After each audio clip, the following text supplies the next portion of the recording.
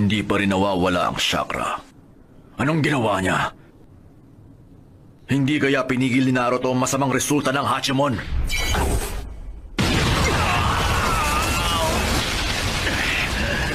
Gawa niyang hawakan ng Gududama, pero paano niya nagawa yon? Son Goku, pahiramin mo ako ng chakra mo! Walang problema. Setbo! Yoton! Rasen Shuriken! Masama ito!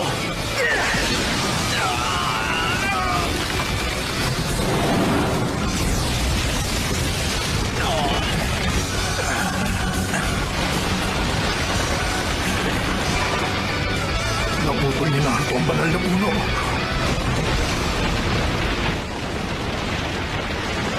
Dalhin mo ako sa loob mo.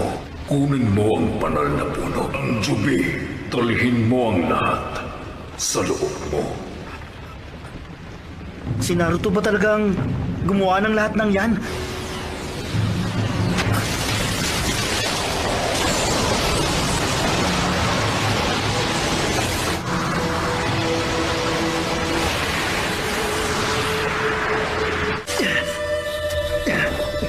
Sir Guy! Hindi mo mamatay si Sir Kapalkilay. Ibig mong sabihin nun, ginamot mo siya, Naruto?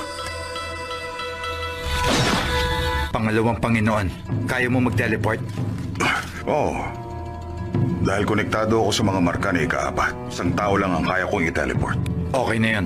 Sasuke, gusto kong makita ngayon kung saan ka dadali ng hangin at taglay mo. Mula ngayon, makakasagaba lang kami sa'yo.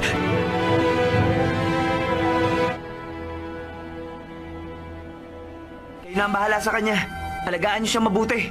Naruto, pag nangyari ang pangarap mo maging Hokage, uminom tayo kasama ng iba pa. Si Naruto ba yun? Obito, ikaw ba ang... Mahihilingin lang sana ako sa'yo sa huling pagkakataon. Naiintindihan ko na ngayon na ang banal na puno ang sa wakas dumating na ang oras para maging isa ang lahat. Nangyayari ba ito dahil nakakuha ko ng lakas kay Lolo Senny? Hindi mo ako mapapabagsak! Dalawa kami magpapabagsak sa'yo! Bilang na ang mga oras mo, Madara. Yung isa ginising ang Senjutsu ng Rikudo. Ang isa naman nagawang gisingin ng Rinnegan. Ito na ang kahuli-hulihan nating laban. Alamin na natin ngayon kung sino talaga ang pinakamagaling sa ating tatlo. Senpo Hinton Raiha! Wala si Sasuke. Yung pala ang nagagawa ng kaliwang mata na ito. Sa akin lang dapat ang atensyon mo! Limbo Senpo Anton Koga! Humanda ka, Sasuke! Papunta na ngayon dyan! Hindi ko yung nakikita pero nagpapaikot-ikot na sa'yo! Sabi ko na nga ba, meron pang isang Madara. Sa nakikita ko, kahit na ano pang gawin nating atake, walang epekto yun sa isang Madara. Kaya paano sila nagkaroon ng ganong klase ng kapangyarihan ng ganong kabilis? Gaya ko, siya lang ang nag-iisang nakagising sa diretsong pattern, ang Choktomoe Sharingan. Kung ganon, yun din pala ang kakayahan ng kaliwang mata mo. Ganun tama ang kutob ko. Ang sugat sa kanang braso niya. Nakuha niya yun dahil sinangga niya ang unang atake ni Naruto kanina. O ano ngayon? Pagkatapos lang ng ilang sandali, mukhang bumalik na uli sa katawan mo ang anino mo. Mukhang matatagalan pa bago umalis uli ang anino ni Madara sa tunay niyang katawan. Matalas ang pakiramdam niya. Hindi ko dapat kalimutan na hindi ordinaryo ang dalawang batang nasa harapan ko ngayon. Senpo! Jiton Rasengan! Sidri! Naruto, sa akin mo na lang ibigay yan. Ano to? Bakit nandito ako? Ano? Nakagalaw siya! Pinalitan niya ang anino niya. Sige na, Sasuke! Ako nang bahala rito! Mukha yatang hindi na kayang umabot ng Rinnegan niya dito sa kinaroroonan ko. Ay! Bilisan mo na, Sasuke! Malapit na si Madara kay...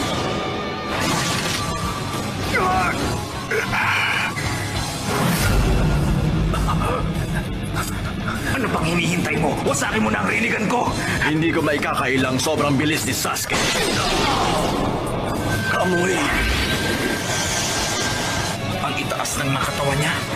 Bilisan mo na! Itigil mo yan!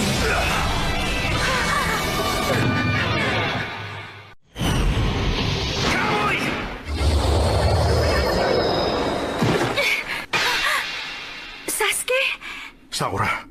Anong nangyayari doon? Sir Kakashi, ang kaliwa niyang mata. Tingnan ko nga yan, sir. Salamat. Siguradong ginamit ni Madara ang kamoy para makapunta siya ron. Ito ang hiling ko. Wasakin mo ang kaliwang mata ko. Hindi ko na maigalaw ang katawan ko ngayon. Sigurado nga atake ang Black Zetsu para kontrolin ang katawan ko, pati na ang Rinnegan. Kapag napunta sa kanya ang dalawang mata, napakasama ng mga mangyayari. Sa tindi at sobrang lakas ng kapangyarihan nito, muntik na akong masiraan ang ulo. Sigurado, wala nang sino man makakapigil sa kanya. Wala na tayong oras. Kailangan mo nang wasakin ang kaliwang mata ko. Ibig sabihin, magagawa na ni Madara na kunin ang Rinnegan ni Obito. Nawala ang cursed seal na nilagay ko sa puso mo. Di mo dapat yun matatanggal sa puso mo. Nagpasaksak ako kay Kakashi at pinatanggal yon. Pero hindi ko na susundin kung ano man ang gusto mong gawin ko. Obito, ang layunin ng cursed seal ay gawin kang isang puppet. Dahil pareho kayong mahalagang piyon ko, mga kasangkapan. Pero hindi ba nakakatuwa na pareho niyong natanggal ang seal sa pareho ring paraan? Si Rin! Tama, ang plano na dalhin ka sa kadiliman at gawin kang dakilang alagad ko. Tapos minanipula ko ang isang grupo ng ninja na taga-ame na kidnapin si Rin. Tingin mo ba nagkataon lang na naroon si White Zetsu?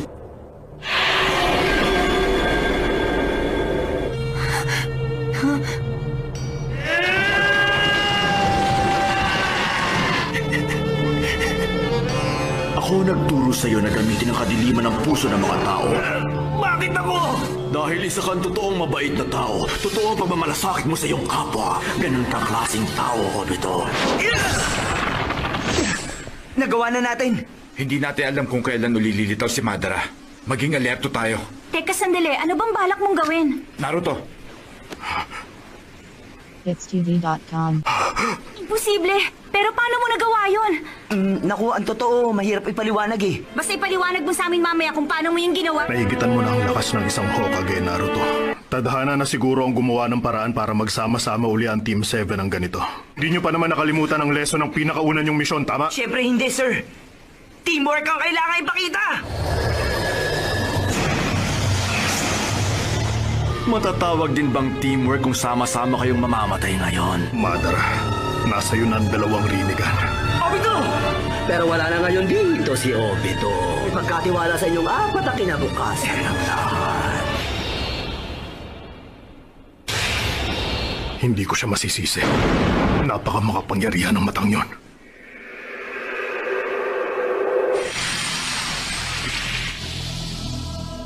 Ako ang magiging diversion! Sumunod kayo! Katulad ng regeneration technique ng apong babae ni Hashirama. Sakura! Okay lang ako. Ang kaliwang mata niya. Rinnegan. meron pang 4 na anino ngayon si Madara.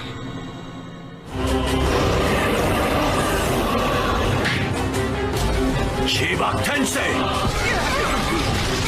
Mabuting umurong muna tayo. Paano sila Naruto? Ganito pala ang kapangyarihan ni Rikudo. Mas malaki ito kaysa sa ginawa ni Pain. Heto na!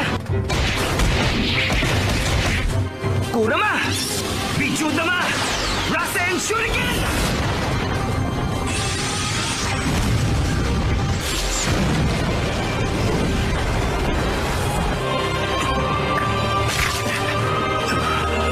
Ang mata na maaaninag sa buwan at magbibigay ng walang hanggang panaginip ay magbubukas. Magliwanag ka sa daigdig, Mugen Tsukuyomi.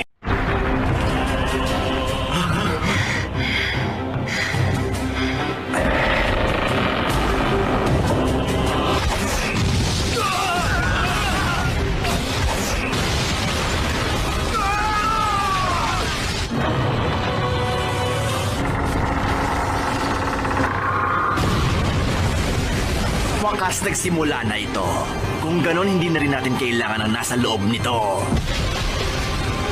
Masyado silang marami! Ano kaya nangyayari sa lugar na yon? Hindi na kasi normal ito! Sigurado ako may nangyayaring malaking kaganapan sa bandaron. Ano yun? Tignan mo ang buwan! Hindi na maganda ito. Kailangan ko siguruhin na hindi matatamaan si Sasuke. Sasuke! Huwag kang basta nalang bababa dito! Baka matama ka lang!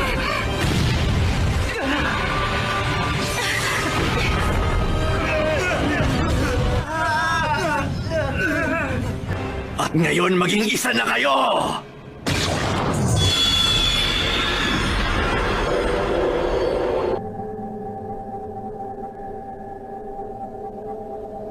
Ang mga matang yan. Huwag mo sabihin ginamit na ni Madara ang teknik niya.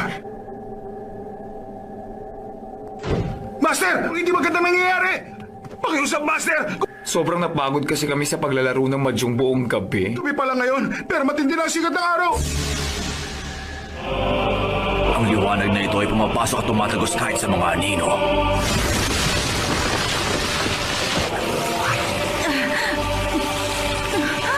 Huwag kang bibigay, Tsunade! Ano ba talaga nangyayari? Hindi ako makakilos. Naruto, huwag kang magtatangkang gawin yun! Kung ganun pala, hindi tumatagos ang liwanag sa Susano. Kung wala ang Susano na ito, siguradong makukulong ka rin sa genjutsu niya. Kung pareho tayong hindi magtatagumpay, katapusan na ng lahat. Ito ang Jukai Kotan. Pero bakit hindi ako apektado nito? Yamato!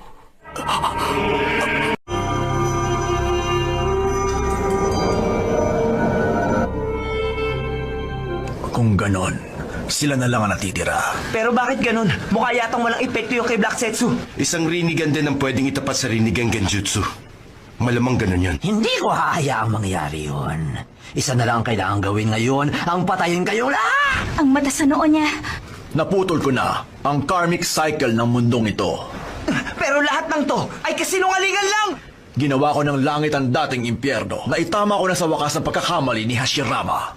Noong simula pareho lang ang layunin namin dalawa ni Hashirama na nagpapadala ng mga batang walang muwang sa mga digmaan. Hindi pa rin nangyari ang totoong kapayapaan, takot, pagdududa at hinagpis. Hindi yun kailanman nawala. Hindi natapos ang digmaan ng mga ninja hanggang sa hindi na mabilang ang mga nagbuwis ng buhay. Pero inaamin kong dahil sa akin kaya nagsimula ang ika-4 na digmaan. Ganito ba ang perpektong mundo para sa'yo? Ito ang tatandaan ninyo. Tapos na ang lahat ngayon. Mali ka, Madara.